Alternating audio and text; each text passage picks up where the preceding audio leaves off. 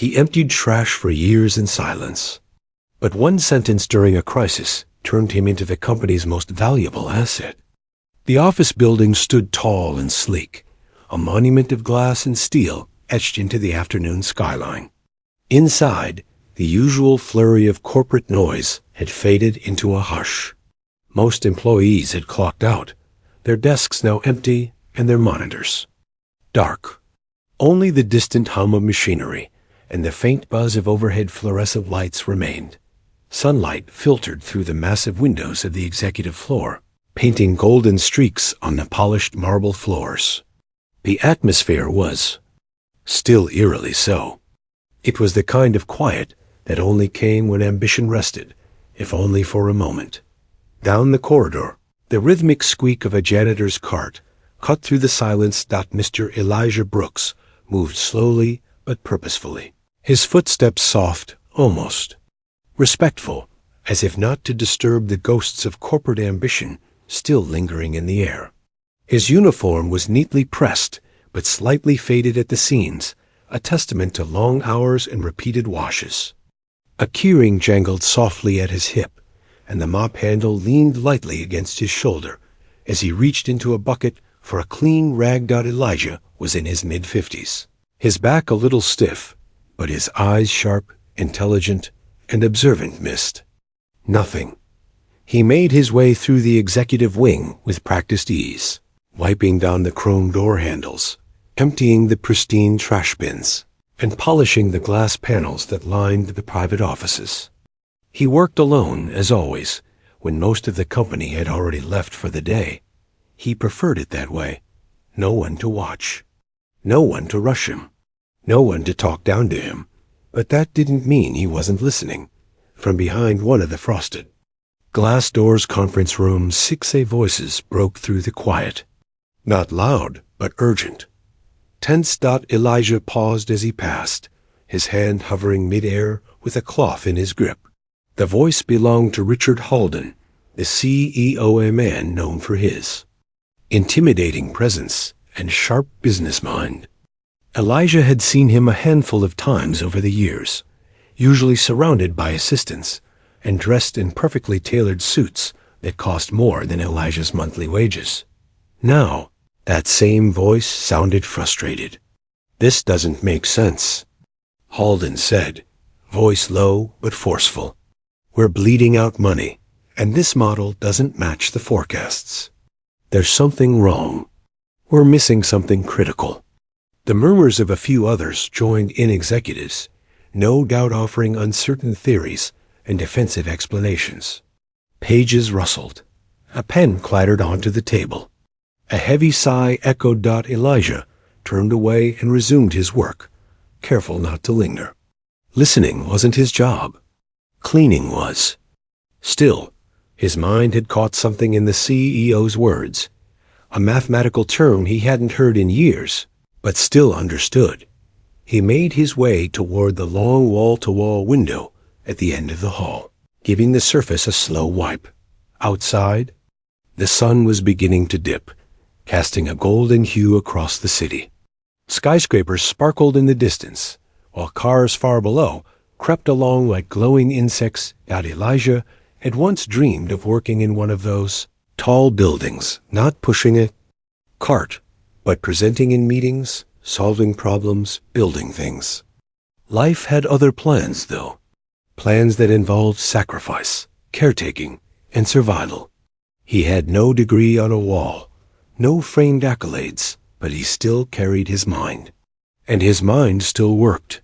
Behind him, the conference room door cracked open. Slightly, more voices. More confusion.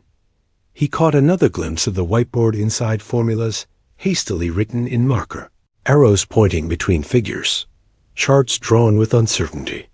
One equation stood out to him. It was wrong. The depreciation formula, they had the wrong rate applied. He blinked. That couldn't be right. Elijah took a breath, debating with himself. It wasn't his place. No one would take him seriously.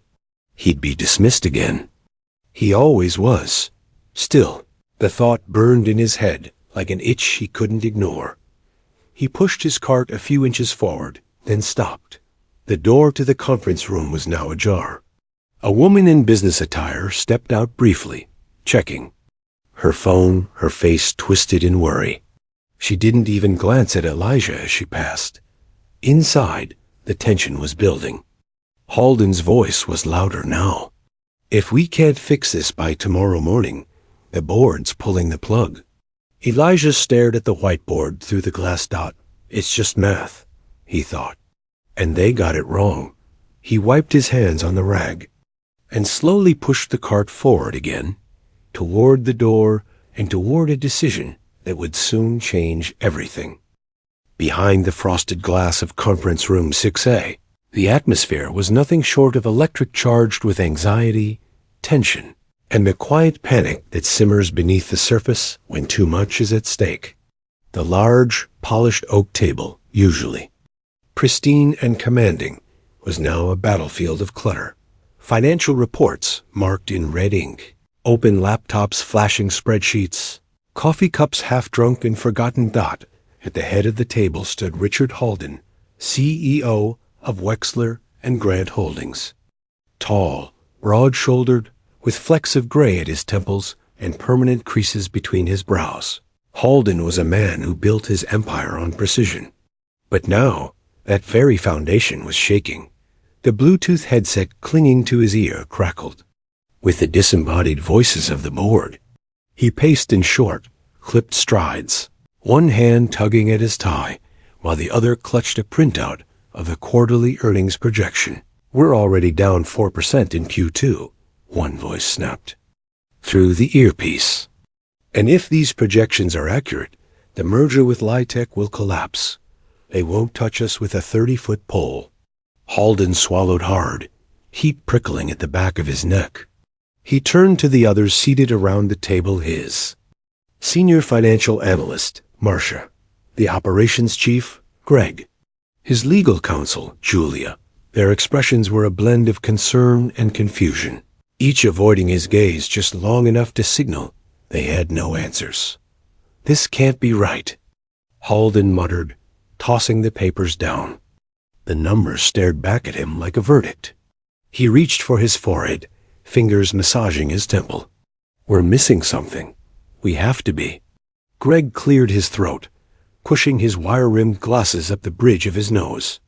"We triple-checked the data from accounting. The numbers match. Unless the depreciation rates changed, or they didn't." Marcia cut in quickly. Her voice was tight, defensive. "We're using the same model we've used for the last 3 years. This spike isn't from depreciation. It's something else, something deeper in the cost base. But if it's not depreciation, then it has to be ... Halden trailed off, his mind racing. Is it embedded in R&D, licensing, deferred tax? "No, sir," Julia answered. "We had a forensic team look at all line items related to the merger compliance. Nothing stands out." The call with the board ended with a tight, "We need answers by tomorrow morning, or we pull the plug." The room went still as Halden ripped the headset from his ear and slammed it onto the table. He exhaled through his nose, fists clenched at his sides. How do we lose $28 million in projections, and no one knows where it went? Number one dared answer. Halden's gaze fell on the whiteboard behind them, where earlier that day he had scribbled formulas and flowcharts in a desperate attempt to reverse engineer the projection failure. The handwriting, usually neat and ordered, was now frantic and scattered, variables circled and crossed out, arrows pointing nowhere. He stepped forward and stared at a formula that had taken up nearly half the board, the compound depreciation. ALGORITHM for high-value assets tied to the merger.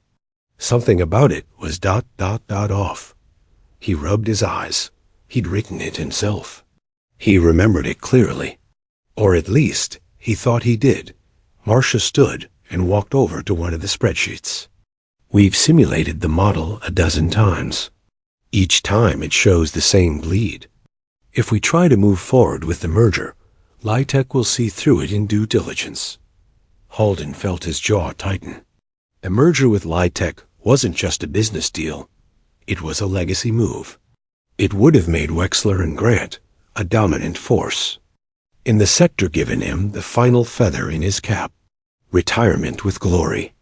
But now, the future he'd built for 27 years was hanging by a thread, and no one knew how to save it. The windows along the far wall had begun to darken with the setting sun. A faint orange glow poured in, casting long shadows across. The chaotic table. The light shimmered against the surface of the whiteboard, making the marker ink glisten. Then, just faintly, he heard something, a shuffle of footsteps just beyond the glass wall. The janitor. Halden turned his head slightly, catching a glimpse of Elijah Brooks in the corner of his vision, pushing his cart. The man paused just a beat too long near the door. "Is there a problem?" Halden asked, irritation sharp in his tone. Elijah took a half step back, clearly startled. "No, sir, just passing through." Halden was about to dismiss him, but something, maybe the exhaustion, maybe the sheer desperation, made him pause. He glanced again at the whiteboard, then back at the janitor's retreating form. "You stared at that board like you understood it," Halden said suddenly. Elijah hesitated. The hallway had gone silent again. "I might have seen something odd," he said carefully, eyes downcast. "But I didn't mean to overstep." Halden narrowed his eyes. The executives looked at each other in disbelief. "What do you mean, odd?" Elijah shifted uncomfortably. "That depreciation rate. You've got it marked at 11.2%. That's linear modeling, but for this kind of compound asset profile, wouldn't it be exponential decay?" The room went still. The temperature seemed to drop. Marcia blinked. "What?" Halden walked slowly toward the door. Elijah stood still, holding onto the handle of his cart like a shield. "Come in," Halden said, voice low but firm. "Show me." The janitor's cart rolled to a quiet stop outside the glass-walled conference room, the squeaking wheel falling silent on the polished floor. Elijah Brooks stood beside it, one hand resting on the handle, the other gripping a small, half-full trash bag. His eyes flicked toward the slightly open door. Inside, the chaos simmered behind tense faces and rustling papers. Voices collided, some raised in frustration, others in confusion. The whiteboard loomed large at the end of the room, filled edge to edge with equations and Noddle's mathematics. Wrapped in panic. Elijah hadn't meant to linger. He was trained not to. Years on this job had taught him to be invisible, just another shadow moving through the building after hours. Pick up, wipe down, move on. Say nothing. Be nothing. But the formula caught his eye at first glance. It was familiar in the way a half-remembered melody is close, but not quite right. Then his brain caught the flaw. His heart picked up pace. The depreciation model. It was linear, basic, standard. But not for what they were calculating. Not with those variables. He stepped back slightly, staring without realizing he was staring inside. The CEO, Richard Halden, turned just in time to catch Elijah's reflection in the glass. "What are you looking at?" Halden snapped, his voice slicing through the tension like a whip. The room fell quiet. Every executive turned their head. Their eyes settled on Elijah like he'd crashed into the room wearing clown shoes. He stiffened, the trash bag still in his hand. The silence made his ears ring. He stammered, voice low. "I didn't mean to interrupt. I just noticed something about the formula." Halden stepped forward, annoyance flashing in his eyes. "The formula?" Elijah nodded slowly then, with visible hesitation, took one cautious step toward the open door. "That depreciation rate you've written. It's 11.2%, modeled linearly. But based on what you're applying it to complex, depreciating assets with diminishing returns, it should be exponential decay. Otherwise, The rate inflates your net loss over time. For a moment, no one moved. The air in the room had turned dense, as if the walls themselves were holding their breath. Marcia furrowed her brow. What did he just say? Halden narrowed his eyes. You understand these formulas? Alicia hesitated, but there was a flicker of quiet resolve in his eyes now. I used to. I studied applied mathematics at Dunridge. Before life got complicated. He didn't mention the scholarship, the sick mother, or the 3 jobs he'd worked at once to pay her hospital bills. He didn't mention the night, classes he never finished, or the professors who told him he was gifted. That wasn't what they wanted to hear. Not now. Not from a janitor. Greg, the operations chief, chuckled under his breath. This is ridiculous. Are we really taking math?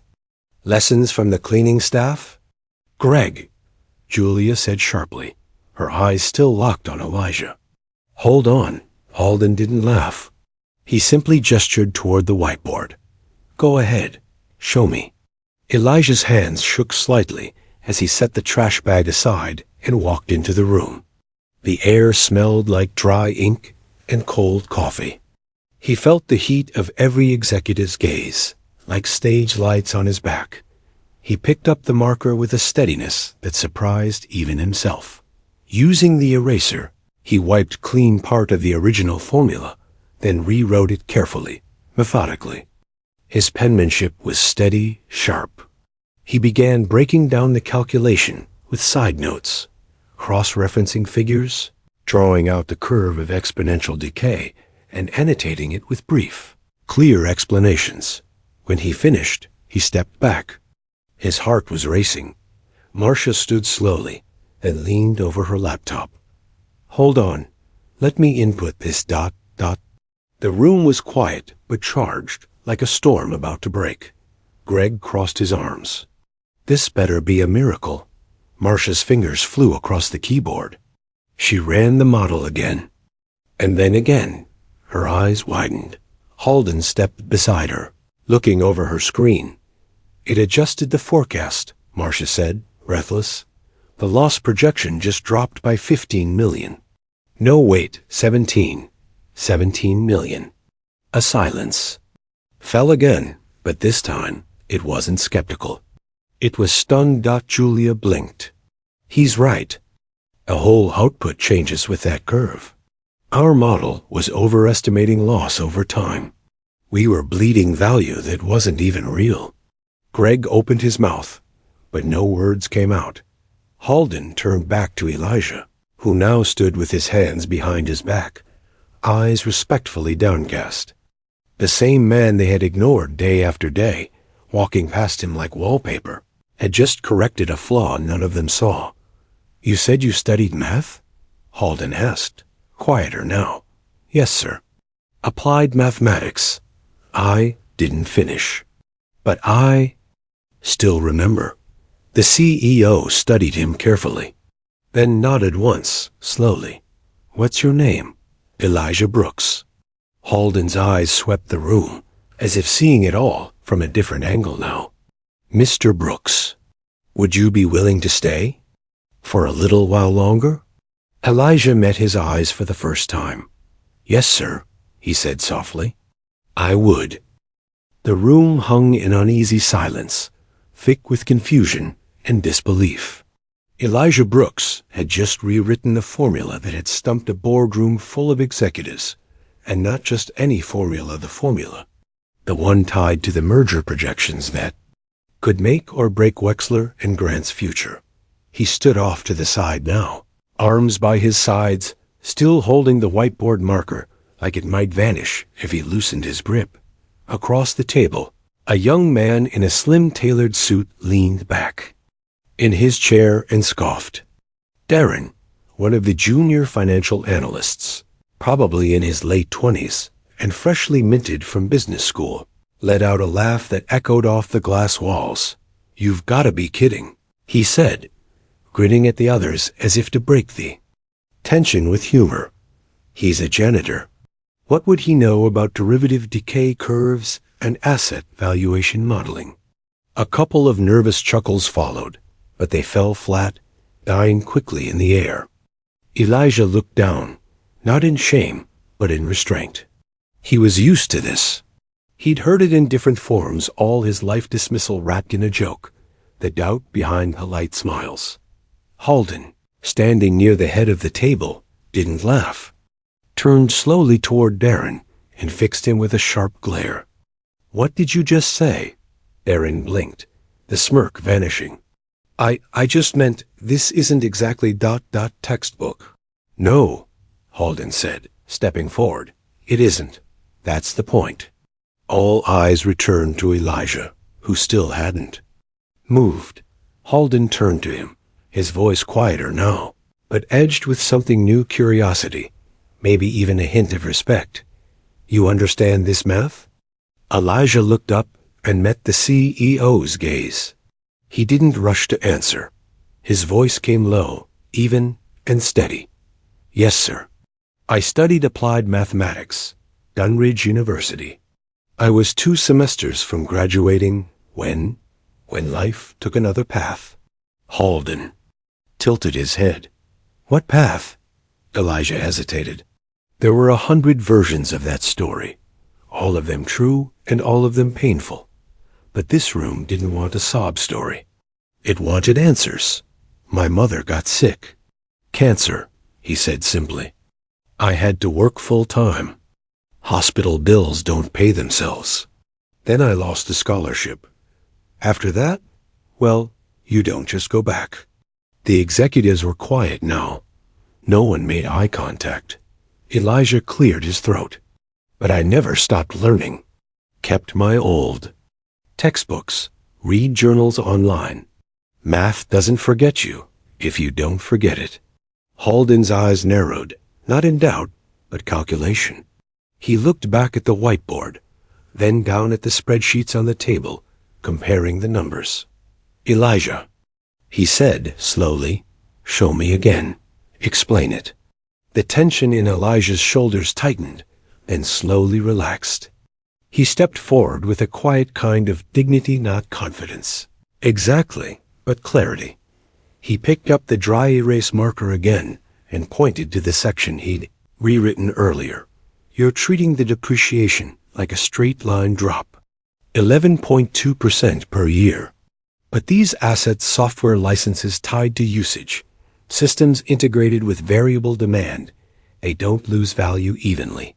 They crash early, stabilize, then taper off." He drew a curve, its line dipping sharply at first, then flattening.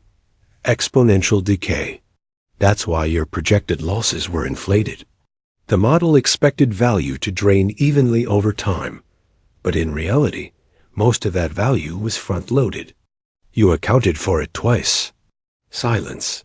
Only the hum of the ceiling lights and the muffled ticking of a conference room clock. Marcia, still at her laptop, recalculated the figures again. She leaned in, eyes flicking between the whiteboard and the spreadsheet. "Oh my God," she muttered. "He's right." Darren opened his mouth, then closed it. Halden turned to Elijah again. His face was unreadable. "You're a janitor," he said finally. Not as an insult, just a fact. Elijah nodded. "Yes, sir. Why here?" "Someone offered me the night shift. Flexible hours. Steady pay. Not a lot of questions." Halden walked to the board, staring at the math as if seeing it for the first time. Then he turned back toward the room. This man just spotted an error that our entire senior finance team missed. And he did it from a hallway with a trash bag in his hand. No one spoke. "You want to laugh at him again?" he asked sharply, eyes locking on to Darren. The young man shifted uncomfortably. "No, sir." "Good. Then shut up and listen." Elijah blinked. His throat tightened not from fear, but something else. A weight lifting, just slightly. Halden took a breath. "You said you didn't finish your degree?" "No. Would you like to?" Elijah paused, surprised, more than anything. Then, "We'll talk, but first," Halden looked around the room. "You're staying with us. At least for tonight. Let's see how deep this thing goes. The dry erase marker whispered softly across the board, its ink gliding in looping arcs and crisp angles. Elijah Brooks stood before the whiteboard with the quiet focus of someone performing a sacred task, not a janitor correcting a math error, but a man unlocking a secret hidden in plain sight that the room watched in absolute silence. Each stroke of his marker peeled away another layer of confusion, another thread in the tangled knot the executive team had been pulling at for days. Elijah didn't speak for the applause or the doubt. He didn't even look back to see if they were paying attention. He just knew the math had to make sense. Math always made sense, people didn't. Behind him, the executives leaned forward in their chairs, tension rising like steam in a sealed room. Richard Halden, the CEO, stood at the head of the table, arms crossed, jaw tight. He wasn't blinking. Elijah paused, then turned to the far right side of the board and added a final piece. A small note, boxed off and labeled clearly. Assumption error. Overlapping cost amortization. What is that? Julia asked quietly. Elijah turned around, marker still in hand. That's where your model duplicated the cost projection of your server infrastructure. You calculated physical depreciation and operational expense decline as separate losses. But they're linked. The system was double counting them. He let the words settle. No one interrupted. I've rewritten it with adjusted cost correlation and isolated the depreciation from operational decline. It's more accurate now. No overlap. Marcia stared at him like she was seeing a ghost. Her fingers hovered over the keyboard as she pulled up the software again. Let's run it, she muttered. Inputting new variables now. Everyone leaned in. Halden stepped behind her, eyes locked on the screen. The program ticked through. Its calculations, lines of code flashing in green. Then ding. A new projection appeared. The room froze. Marcia's mouth parted. She leaned closer. That's not possible, she whispered. What? Greg asked, standing now. What does it say? Marcia looked around the room, dazed. It says, we're not in the red. The numbers on the screen confirmed it. Instead of the projected $4.7 million loss, the model now showed a modest $1.2 million surplus. The room burst into motion papers. Shuffled, heads turned, gasps overlapped. Greg's jaw dropped. Darren just blinked, pale and silent. Julia stood slowly. Run it again, she said, with the original inputs. I want to see the change side by side. Marcia nodded and opened. A split-screen comparison. On one side, the old model, bleeding money with a terrifying trajectory. On the other, Elijah's corrected version, modest but stable, with room for recovery. It's real, she said. The numbers weren't wrong. They were interpreted wrong. Everything was there, but the logic path, we missed it. A stunned silence followed. Richard Halden finally exhaled, stepping back from the table. His fingers rubbed his temples as if trying to process what just happened. 2 weeks, he said quietly. We've been chasing this for 2 weeks. We pulled late nights, ran audits, even hired that third-party firm. None of them caught it. He looked up. And this man, he nodded toward Elijah. He found it from the hallway. Elijah stood still, hands folded in front of him, uncertain. The warmth of the moment hadn't reached him yet. He was still waiting for the disbelief, the reversal, the sorry. That's not enough. But it didn't come. Instead, Julia walked over to him and held out a hand. That was incredible. She said, You just saved the deal. He took her hand awkwardly, still unsure if this was real. I just did what anyone who understood the math would do. Greg chuckled, shaking his head. No offense, but most of us with MBAs didn't do that. Darren cleared his throat. Guess I'll hold off on mocking janitors for a while. Richard Holden walked slowly across the room and stopped in front of Elijah. "I underestimated." "You," he said, "badly." Elijah gave a small shrug. "You're not the first. I won't be the last either, I imagine. But I won't do it again." There was a beat of silence. Then Holden said, "We're calling an emergency board meeting tonight. These numbers change everything if we can present this version. The merger is back on track." Marcia nodded. "I'll compile the revised models into a new presentation." Greg looked at Elijah. "You gonna be part of that meeting?" There was a pause. Elijah opened his mouth, hesitated, then looked at Holden. Holden smiled slightly. "You're not going anywhere, Mr. Brooks. Tonight, you're not the janitor. You're the guy who saved the company. And I don't care what. Your title is, we need you in that room." Elijah's throat tightened. He gave a small nod, eyes suddenly heavy. For the first time in years, he felt seen not as a background fixture, not as the man with the mop, but as Elijah Brooks, the man who knew the numbers, who could see the logic where others saw chaos. As the executives returned to work, prepping for the board meeting, Elijah walked to the window, gazing out at the golden light of late afternoon. He wasn't sure what tomorrow would bring, but today he changed everything. The conference room had settled into an odd kind of stillness. The immediate crisis had passed, but the tension hadn't vanished. It had simply changed shape. Gone was the panic over the numbers. Now, what filled the air was something heavier, more personal. Elijah Brooks stood near the edge of the whiteboard, his hands by his sides. The equations behind him still glowed under the fluorescent lights like a crown of logic and insight. Yet his expression remained quiet, even reserved, like a man not used to being at the center of the room. Richard Holden, still processing everything, stepped closer. His voice, when it came, was gentler than before, slower. "Why are you working here?"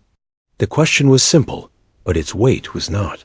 Elijah's eyes met his for a moment, then drifted away toward the city skyline outside the window. For a second, it looked like he might deflect, or say something polite to shift the focus, but he didn't. He took a slow breath. "I had a scholarship to Dunridge University. Applied mathematics. One of the few black kids in the program and the only one from my neighborhood." That caught a few people off guard. Greg turned in his chair. Julia leaned in. "I worked hard," Elijah continued, his voice low and even, like he was reciting something long buried. "Didn't party, didn't skip class, didn't give professors any reason to second-guess me. I kept my head down and proved I belonged there every day." He paused, lips pressed tight for a moment. "But life doesn't care about your GPA." They waited. "My mom got sick my third year. Ovarian cancer. The bills piled up fast. We didn't have insurance that covered much. I tried juggling both classes during the day, hospital visits at night, odd jobs in between. But eventually, the scholarship office said I'd fallen below the threshold." The fluorescent lights above buzzed softly as he looked down at his hands. "I appealed. They said rules were rules. I dropped out to take care of her." No one spoke. "I took the first job I could find. Janitorial work. It was humble. It was honest. And it kept the lights on. That was 10 years ago." There was a long silence. No one ever asked me why I was here. Not once. I wasn't bitter about it either. People see the uniform, and they decide who you are, what you're worth. He glanced toward the whiteboard again, and a faint smile tugged at the corner of his mouth. But math doesn't do that. Math doesn't care where you come from. It's either right or it isn't. Julia looked down at the table, her expression tight. Marcia wiped the corner of her eye and pretended it was from staring at the screen too long.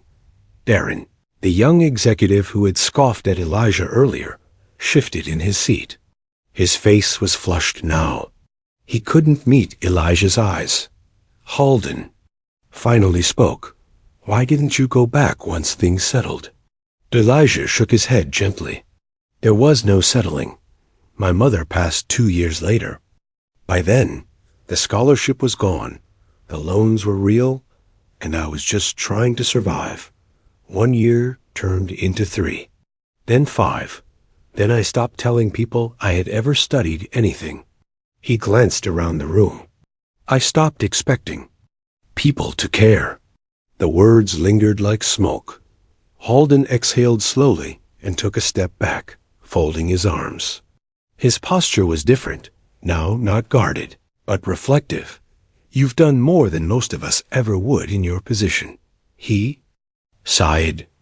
And today, you saved this company from making a decision that could have destroyed it. Elijah looked uncomfortable with the praise. I didn't do it for recognition. I know, Halden said.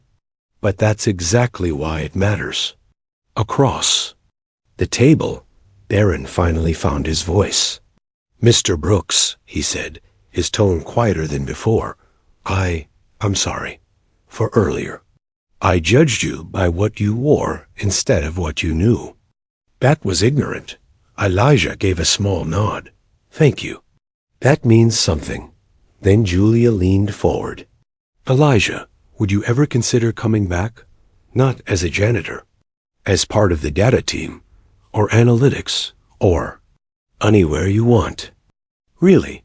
The suggestion sent a ripple across the room. Elijah blinked, startled. You're serious? Halden stepped in. She's not the only one thinking it. We'll talk details later, but you belong somewhere better than a mop closet. 4.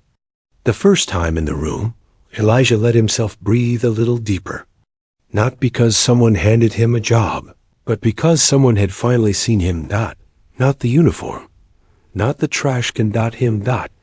He looked out the window again, the city glowing orange in the falling sun. For the first time in years, he didn't feel stuck in the life he had to choose. He felt invited into the one he was meant to live. The morning sun spilled through the towering glass windows of Halden & Co. headquarters, casting long golden streaks across the marble floor. The same floor Elijah Brooks used to mop, bucket in tow, headset in one ear, playing old jazz to keep his rhythm steady during night shifts. But today he walked through the front doors wearing something else entirely. A crisp navy blue button-down shirt, slacks that hadn't seen bleach stains or dust, and polished shoes that clicked with confidence rather than necessity. The lanyard around his neck read Elijah Brooks, financial analyst trainee. The receptionist, who had once offered him polite nods in passing and little else, now stood and smiled brightly. Good morning, Mr. Brooks. Elevator's ready for you. Mr. Brooks. The words didn't quite feel like they belonged to him yet, but they were beginning to dot as the elevator doors closed. Elijah caught his reflection in the mirrored panel. He looked like a different man, but the same steady resolve lived behind his eyes, the same mind that once scanned spreadsheets from a broom closet, the same heart that had stayed silent far too long. The 23rd floor executive level, the place. He once entered only to empty wastebaskets and wipe fingerprints from glass tables. Now he walked in with purpose. Inside the boardroom, Richard Halden stood waiting, his time not behind a desk, not on a phone, but near the coffee station with 2 mugs in hand. Black, no sugar, right? He asked. Elijah blinked, surprised. You remembered? I remember everything that matters, Halden said with a smile, handing him the cup. Come in. Today's your orientation. They sat, and Richard slid a sleek folder across the table. It bore the company seal and Elijah's name embossed in silver. Officially, you're entering a 6-month mentorship under Julia and Marcia. You'll learn everything from analytics modeling to financial forecasting. But unofficially, Halden leaned in, his tone warm. This is a fresh start, not just for you, but for this company. Elijah looked down at the folder, then up at Halden. I don't want charity, sir. And you're not getting it, Halden replied, his voice steady. You earned this. You saw what none of us did. You saved our future. That's not charity, that's brilliance. Elijah's throat tightened, but he nodded. Thank you. I won't waste the opportunity. I know, Halden said, and we want to go further. He stood and walked to the large whiteboard, where weeks ago Elijah had rewritten the company's fate. A new message had been scrawled across it in blue marker. Talent has no title. Genius has no uniform. Underneath was the logo of a new company initiative, Project Elevate. We've launched a company-wide program, Halden explained, gesturing to the board, to identify and nurture hidden talent in every department, from janitorial staff to mailroom clerks. We're offering training, mentorship, tuition assistance. No resume filters. No degree barriers. Just raw skill and passion. Elijah stared at the logo, overwhelmed. We've all been blind for too long, Halden continued. But no more. Your story opened our eyes. At that moment, Julia and Marcia entered the room, holding a welcome binder and a tablet. They greeted him not with formality, but with respect. Ready to start training, Elijah? Julia asked. As ready as I've ever been. He said. They began reviewing the day's scheduled datasets to analyze, intro sessions to attend, a short seminar on financial risk modeling. Elijah listened intently, asking thoughtful questions, offering insights that made Marcia raise an impressed eyebrow more than once. But the real moment of change came at lunch. As he sat in the company cafeteria with his new team, still getting used to the idea of eating in a place where he once wiped tables, a familiar voice called his name. Elijah? He turned and froze. It was Henry, an older janitor he'd worked alongside for years. A kind man, quiet, who often brought homemade empanadas for night shift workers. Henry stared at him, wide-eyed. Is that your name tag? Elijah stood, smiling. Yeah, started today. Henry looked stunned and proud. I heard rumors, but ... Elijah lowered his voice. They're starting a new program. For people like us.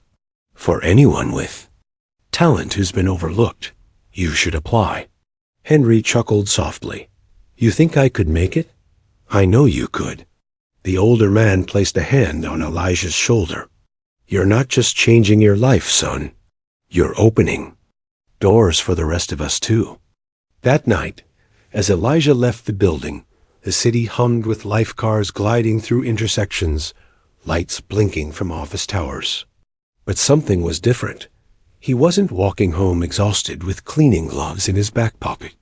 He wasn't invisible anymore. He was someone whose mind had changed the course of a company. Someone who had once been overlooked, now recognized. The hallway was quiet that morning, calm, sunlit, and humming with the low murmur of printers and keyboard strokes. It was the same hallway Elijah Brooks had walked for nearly a decade. The same tiled floors. The same walls painted in muted, executive gray. But everything had changed, because this time, he wasn't pushing a cart. He carried a briefcase in one hand and a nameplate in the other. Elijah Brooks, financial analyst, Project Elevate. He walked past familiar faces. Some glanced up from their desks and did a double take. Others smiled warmly, even offered a small nod and unspoken acknowledgement of something long overdue. He passed the janitorial closet. The door was ajar. A young man inside was stocking supplies, earbuds in, humming a soft tune. Elijah paused for a second, watching, then smiled. He didn't feel removed from that world. Just ... Redefined, rewritten, like a new page that still remembered the paragraph before it. As he stepped into the elevator, he caught a glimpse of himself in the mirrored wall again. It wasn't just the suit or the polished shoes that looked different. It was the posture, the presence. A man who had spent years being invisible was now seen not just by others, but finally by himself. When he arrived on the 23rd floor, the office was already buzzing. Julia waved him over to a team meeting, and Marcia handed him a tablet filled with models he'd be refining that week. It all still felt surreal. Not easy but right. He had earned this ground, not inherited it. As the day went on, he moved through tasks and training modules with laser focus. He listened, asked smart questions, spoke only when it mattered, and when he did, people listened. But amid the metrics and forecasting models, something deeper lingered in the air. A shift, a quiet transformation taking root not just in Elijah's life, but in the company's culture. The custodial staff was now invited to optional training sessions in the evenings. Floor supervisors were instructed to submit names of employees who showed aptitude in technical or analytical skills. Interns, once chosen solely based on academic pedigree, were now considered from internal applicants no degree required. It wasn't a charity. It was a reawakening, a recognition of value long ignored. That afternoon, the executive team gathered for a brief strategy meeting. Halden stood by the window, arms crossed, gaze cast far beyond the skyline. As Elijah entered and took a seat near the end of the table, Halden began speaking, not just about quarterly goals, but about purpose. Every company has spreadsheets. Every company hires consultants. But not every company has the courage to admit when it's been blind, he said, voice quiet but resonant. One man reminded us that brilliance isn't bound by a title, and that humility is not a weakness, but a strength. He turned toward Elijah. You changed the trajectory of this company, Mr. Brooks, not just because you fixed a formula, but because you made us see. The room fell silent, not awkwardly, but reverently. Elijah cleared his throat, looking around the table. I didn't do it for recognition, he said, echoing words he had spoken before. I did it because ... Sometimes, the best solution is the one nobody's looking for, the one standing in the corner, carrying a trash bag. There were nods, smiles, quiet understanding. And then came the voice of the narrator, low, steady, filled with quiet truth. Never underestimate someone because of their title or their clothes. Wisdom doesn't always wear a suit. And sometimes, brilliance walks the halls with a mop in one hand and the future in the other. Later that evening, as most of the office emptied out and lights dimmed floor by floor, Elijah remained at his desk a little longer.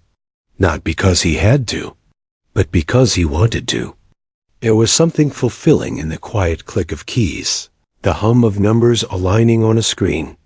He stood, stretched, and reached for his briefcase. On his desk, beside a neat row of reports, sat his nameplate.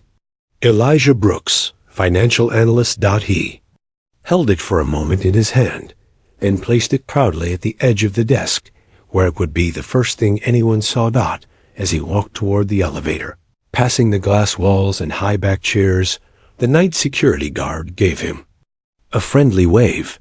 Good night, Mr. Brooks. Elijah smiled. Good night. And as he stepped into the elevator, descending toward the city streets that had once felt like a cage, he understood something clearly for the first time. This wasn't just his new beginning.